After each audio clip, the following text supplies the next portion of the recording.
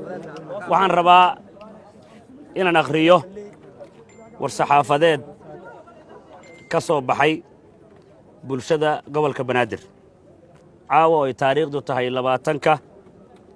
bisha koowaad ee Janaayo 2018 ujeedo war murtiyeed ka soo baxay bulshada gobolka Banaadir kadib markii dadweynaha Soomaaliyeed ee ku nool gobolka Banaadir ay dawladda federaalka ay ka waayeen xuquuqdii dastuuriga ahayd iyo matalaadii ay lahaayeen ay ku lahaayeen labada gole ee baarlamaanka jamhuuriyadda federaalka Soomaaliya kadib markii dadweynaha reer Banaadir ay sabrayeen muddo fog ayna sugayeen inay helaan xuquuqda ay leeyihiin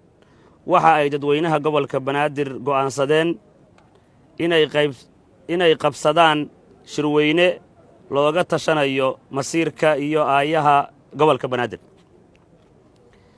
waxaa shirweynahaas ka soo qayb galay xubno matalaya 3 milyan iyo barka muwaadin ee ku nool gobolka Banaadir oo isugu jira golayaasha degmooyinka iyo qaybaha kala duwan ee bulshada haddaba dood dheer kadib waxaa shirweynahaas ka soo baxay qodobada soo socda 1 laga bilaabo caawa oo ay taariikhdu tahay 20-ka bisha koowaad 2018 waxa ay si ku meel gaar ah u doorteen gudoomiyaha gobolka Banaadir ahna duqa magaalada Muqdisho mudane Taabid Cabdi Maxamed inuu noqdo 2 sano ee soo socota inuu hayo 2 sano ee soo socota xilka gudoomiyanimo ee gobolka Banaadir ahna duqa magaalada Muqdisho qodobka labaad muddadaas 2 sano ah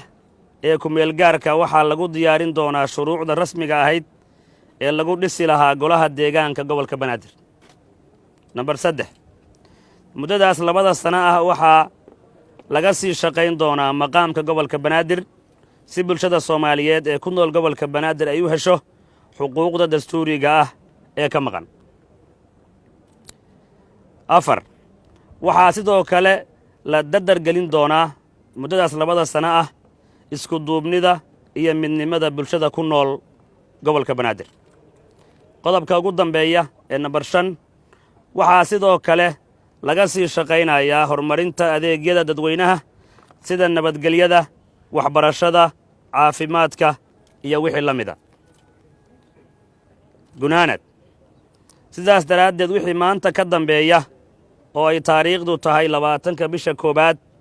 2018 mudane Taabid Cabdi Maxamed uu yahay gudoomiyaha la doortay ee gobolka Banaadir ahna duqa magaalada Muqdisho isla markaasna hogaamiyaha sharciga ah ee matalaya bulsho weynta ku nool gobolka Banaadir